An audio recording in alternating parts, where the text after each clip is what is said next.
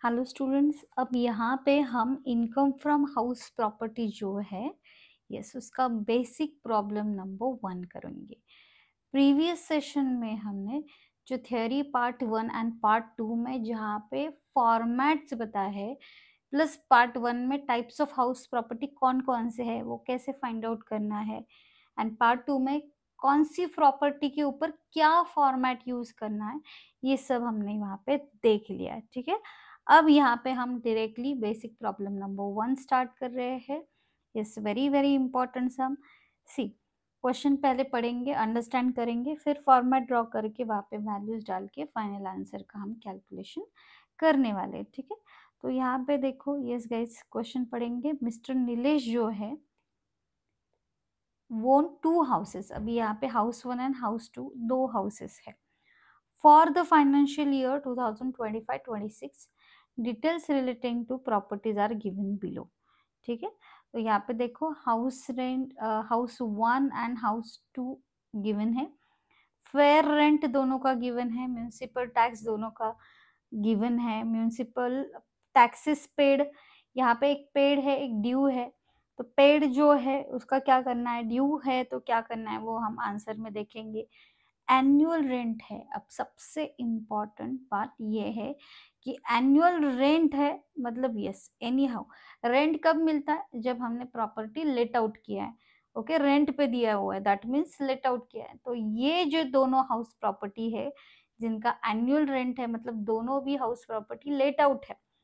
What does it mean कि हमें let out का फॉर्मेट यहाँ पे यूज करना पड़ेगा। ठीक है, तो प्रीवियसली मैंने बताया कि फॉर्मेट्स पहले लर्न कर लो तो ही आपको ये प्रॉब्लम्स अच्छे से समझ में आएंगे, क्योंकि फॉर्मेट में सिर्फ हमें वैल्यूज डालनी होती है।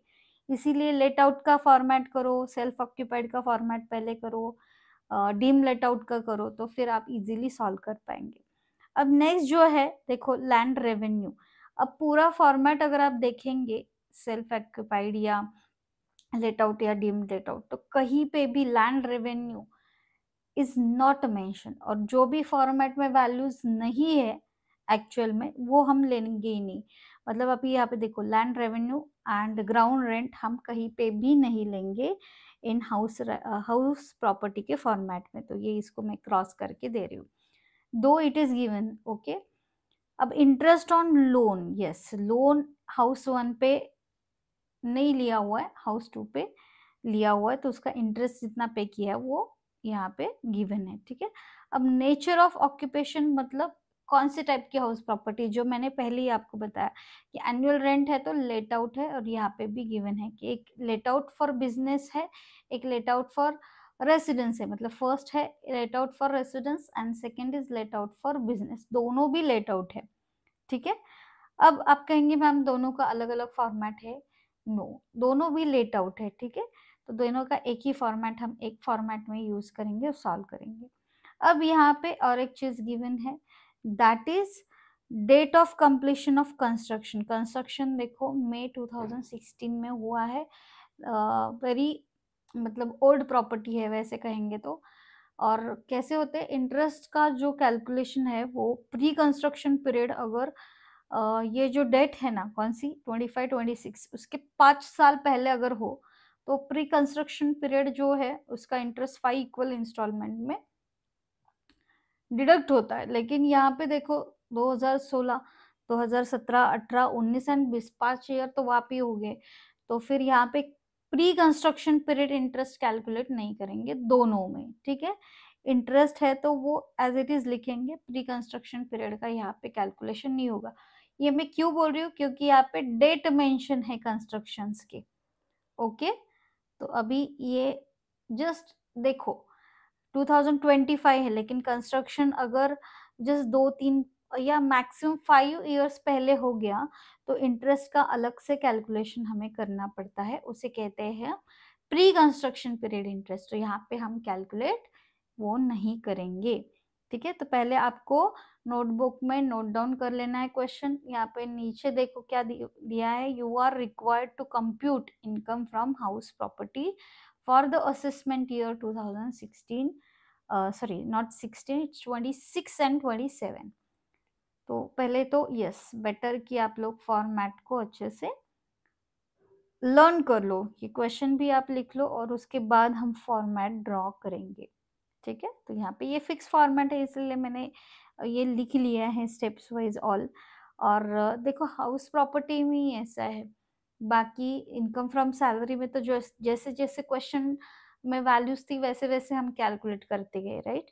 लेकिन यहाँ पे once again I am repeating कि फॉर्मेट फिक्स्ड होता है। तो यहाँ पे मैंने लेट आउट हाउस प्रॉपर्टी का फॉर्मेट ड्रॉ किया हुआ है।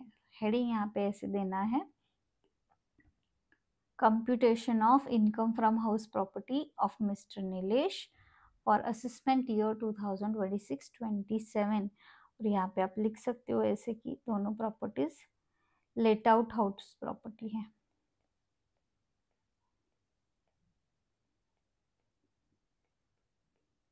ठीक है, और फिर अच्छे से फॉर्मेट ड्रॉ कर लो। और यहाँ पे देखो स्टेप 1 रीजनेबल एक्सपेक्टेड रेंट, फिर उसमें स्टेप 1 में हमने डिटेल में लिख लिया है कि स्टेप 1 का नाम क्या है, reasonable expected rent. Okay, least of the following ये भी लिखना है। यस, आप कहेंगे मैम ये इतना डिटेल में लिखना जरूरी है? यस, जरूरी है, you have to write this all. ठीक है, फिर यहाँ पे ए पॉइंट एम वी और F R whichever is more. अब ये स्टेप हम करेंगे, देखो ए पॉइंट एम वी और F R whichever is more. अब यहाँ पे देखो म्यूनिसिपल वैल्यूएशन, सॉरी यहाँ पे नीचे municipal valuation and fair rent, दोनों में से यस क्या ग्रेटर है, which ever is more is yes 3,36,000। इन दोनों फिगर में 3,36,000 ग्रेटर है, तो आई एम राइटिंग हियर 3,36,000। और स्टैंडर्ड रेंट यहाँ पे देखो नीचे स्टैंडर्ड रेंट गिवन है। यस, स्टैंडर्ड रेंट अगर है तो लिखना है, नहीं है क्वेश्चन में अगर देखेंगे तो नहीं है तो यहाँ पे डैश कर दो। और फिर डैश एंड 3,36,000, तो ऑब्वियसली फर्स्ट हाउस का RER कितना आएगा, एक ही वैल्यू है कंपेयर करने के लिए। अगर दोनों भी होता स्टैंडर्ड रेंट एंड ये वैल्यू, तो दोनों में से जो लीस्ट मतलब स्मॉल वैल्यू है वही हमारा RER स्टेप 1 का आंसर यहाँ पे होता। ठीक है, सो स्टेप 1 का आंसर यहाँ पे 3,36,000 है। अब हाउस 2 का भी हम कैलकुलेट करेंगे। देखो यहाँ पे MV और FR मतलब 3,25,000 एंड 3,00,000 सॉरी अगेन। ठीक है,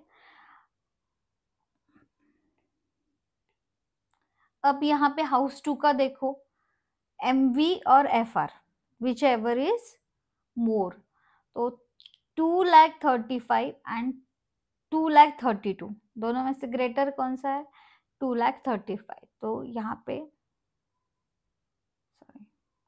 ए का जो आंसर है 2,35,000 आएगा। और स्टैंडर्ड रेंट हाउस प्रॉपर्टी 2 के लिए भी नहीं गिवन तो डैश, और कंपैरिजन में कुछ भी नहीं है तो RER यहाँ पे 2,35,000 आ जाएगा। ओके, तो ये ऐसे हमें स्टेप 1 को कैलकुलेट करना है। ठीक है, अब स्टेप 2 क्या है लेट आउट की, यस यहाँ पे लिखो step 2, yes what it is, annual rent minus unrealized rent। तो annual rent is given, right? Annual rent is 3,38,000 and यहाँ पे 2,35,000 माइनस अनरियलाइज रेंट करने के लिए, unrealise rent is not given in the question, हमने क्वेश्चन पढ़ा है unrealise rent is not given here. तो डायरेक्टली मैं यहाँ पे जो भी एनुअल रेंट है 3,38,000। ओके, एंड यहाँ पे हाउस प्रॉपर्टी 2 का कितना है 2,00,000 एनुअल रेंट, सॉरी हाँ 2,35,000, राइट 2,35,000। ठीक है, अब आ रहा है स्टेप 3। अब स्टेप 3 यहाँ पे ऐसे, यस जिन्होंने फॉर्मेट्स नहीं किए हैं पहले आप वो कर लो, तो ये आप इजीली सॉल्व कर पाएंगे। ठीक है, स्टेप 3 है हायर फ्रॉम स्टेप 1 और स्टेप 2। अब यहाँ पे देखो स्टेप 1 का आंसर हाउस 1 में 3,36,000 आ रहा है। स्टेप 2 का आंसर 3,38,000 आ रहा है। दोनों में से हायर वैल्यू कौन सी है? ऑब्वियसली 3,38,000 है, तो I am writing here step 3 का आंसर 3,38,000। अब यहाँ पे हाउस 2 का देखो, स्टेप 1 का आंसर 2,35,000 है एंड स्टेप 2 का आंसर भी 2,35,000 है। तो दोनों में से हायर तो कोई नहीं, सेम ही है, तो वही सेम वैल्यू यहाँ पे आ जाएगा। ठीक है, उसके बाद आती है स्टेप 4। स्टेप 4 होती है loss due to vacancy. Loss due to vacancy क्या है कि अगर वैकेंट रह गए घर तो उसमें से जो लॉस हुआ वो, लेकिन यहाँ पे क्वेश्चन में देखो लॉस ड्यू टू वैकेंसी नहीं है। ओके, तो लॉस ड्यू टू वैकेंसी नहीं है यहाँ पे, तो फिर डैश कर लेते हैं, या आप NA नॉट एप्लीकेबल ऐसे भी लिख सकते हो। ओके, तो जो भी वैल्यूज यहाँ पे नहीं होती है मोस्टली टैक्स में, तो उसे NA नॉट एप्लीकेबल ऐसे लिख देते हैं। ठीक है, एंड लास्ट जो है step 5 gross annual value, step 3 minus step 4, मतलब यहाँ पे देखो स्टेप 3 माइनस स्टेप 4, तो ये 3,38,000 माइनस नॉट एप्लीकेबल, तो इसका आंसर क्या आएगा? 3,38,000 ही आएगा। और हाउस 2 का, यस गाइस, हाउस 2 का 2,35,000 minus nothing is equal to 2,35,000। अब यही वैल्यू हमारी होती है ग्रॉस एनुअल वैल्यू। तो यहाँ पे यस मैं फिर से लिख रही हूँ 3,38,000 GAV नीचे। ठीक है, और यहाँ पे 2,35,000। अब उसमें से यस फॉर्मेट वाइज GAV एक बार आ गया, फिर कुछ टेंशन नहीं, ग्रॉस एनुअल वैल्यू। फिर उसके बाद हम क्या करते हैं, डिडक्शन करने से पहले म्यूनिसिपल टैक्स को माइनस कर देते हैं। तो म्यूनिसिपल टैक्स जो पेड वाला है वही माइनस करना है, जो ड्यू वाला है वो माइनस नहीं करना है। ठीक है, तो 4,000 माइनस हो गए हाउस 1 में, लेकिन हाउस 2 में ये जो ड्यू है 5,000 वो माइनस नहीं होंगे क्योंकि वो पेड नहीं है। ठीक है, तो मैं यहाँ से 4,000 माइनस करके ले रही हूँ, और यहाँ पे NA हम लिख सकते हैं या डैश भी। तो कितना आंसर आ रहा है माइनस करने के बाद? यस, माइनस 4,000 करो, तो net annual value is 3,34,000 house 1 का आएगा नेट एनुअल वैल्यू, एंड 2,35,000 किसका आएगा? हाउस 2 का। यहाँ पे नेट एनुअल वैल्यू, ये वैल्यूज आ गए। उसके बाद तो फिर डिडक्शंस लिखने हैं, है ना, डिडक्शन अंडर सेक्शन 24। तो ये कहाँ से? तो ये हमने फॉर्मेट में अच्छे से डिटेल में पढ़ा हुआ है। ठीक है, तो वो एक बार गो थ्रू कर लो आप। इसमें यहाँ पे देखो फर्स्ट डिडक्शन है स्टैंडर्ड डिडक्शन, जो 30% ऑफ NAV होता है। ठीक है, NAV कहाँ पे है? यस, आप यहाँ पे देखो ग्रॉस एनुअल वैल्यू, तो यहाँ पे शॉर्टकट GAV भी ब्रैकेट में लिख सकते हो, और नेट एनुअल वैल्यू NAV आप यहाँ पे ऐसे लिख सकते हो। ठीक है, यहाँ पे डॉट देना है। अब स्टैंडर्ड डिडक्शन 30% ऑफ NAV, तो देखो यहाँ पे ये जो 3,34,000 है उसके ऊपर आपको 30% कैलकुलेट करना है। तो मैं यहाँ पे कैलकुलेटर ले लेती हूँ।